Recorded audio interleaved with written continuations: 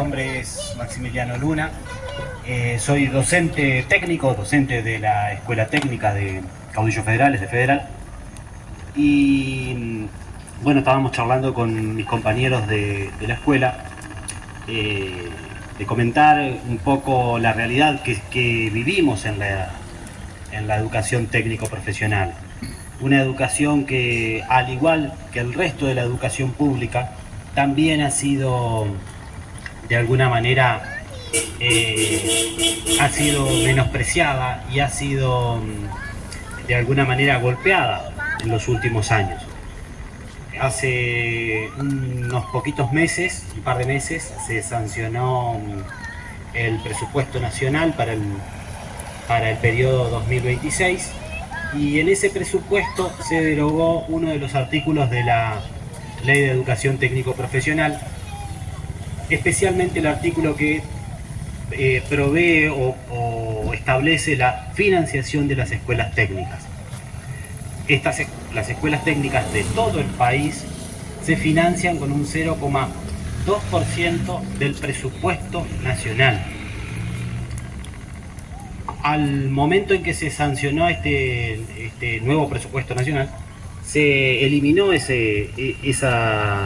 norma, y con ello se perjudicó a todas las escuelas técnicas del país. Este golpe ya venía sucediendo años anteriores, porque al 2025 no tener un presupuesto, se le otorgó migajas de lo que le correspondería a las escuelas técnicas. Y con este 0,2%, las escuelas técnicas podían adquirir todo lo que era equipamientos e insumos. Equipamientos para los talleres, insumos para los talleres. Y como siempre decimos en los pasillos de la escuela, no se puede soldar si no tenés un electrodo, y no podés mantener la seguridad de los estudiantes si no tenemos guantes, no tenemos delantales, si no tenemos una máscara para poder soldar o para poder trabajar con la moladora. Cada herramienta tiene su elemento de protección. Estos elementos de protección se adquirían con ese financiamiento. Al no tener esto, la escuela quedó desprotegida y desfinanciada totalmente, y todas las escuelas del país van a tener que, de alguna manera, arreglárselas como puedan para poder garantizar un entorno formativo, ya sea cualquier tipo de taller, seguro y utilizable. Pero no solamente este 0,2% servía para financiar a los talleres de las escuelas. También se financiaba el INEP, y con el INEP se implementaban todo lo que eran capacitaciones docentes y el profesorado de educación técnico-profesional, que al momento, a la fecha, debería haber iniciado una corte nueva, y a la fecha ni siquiera hay noticias ni novedades sobre el inicio de una nueva corte para el profesorado técnico. Son herramientas fundamentales que tiene la educación pública, herramientas fundamentales para la formación docente. Esa formación docente que vuelve en mejores maneras de transmitir conocimiento a los estudiantes. Esa es la realidad que nos enfrentamos hoy, al igual que el resto de la educación pública.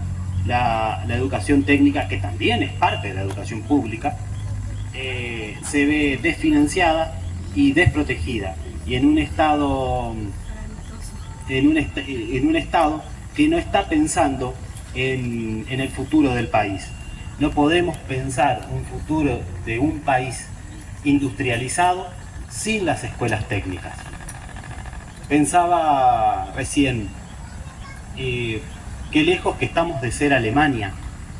En Alemania, los institutos politécnicos, que son del Estado, le pagan a sus docentes y a los docentes en general de la educación media entre 3.000 y 3.500 euros. Sería una cosa acá en Argentina, 8 millones, una cosa así.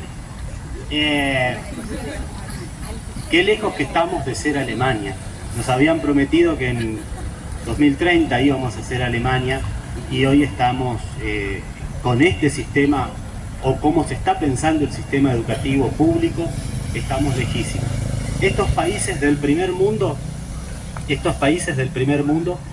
apuestan a la educación.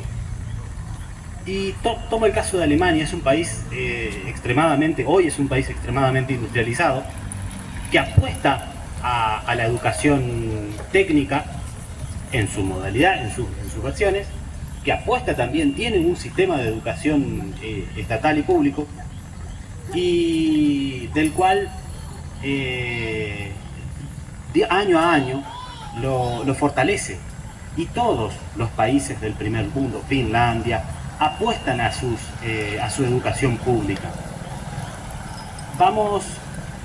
Y también recordaba la película El niño que domó el viento. No sé si la han visto.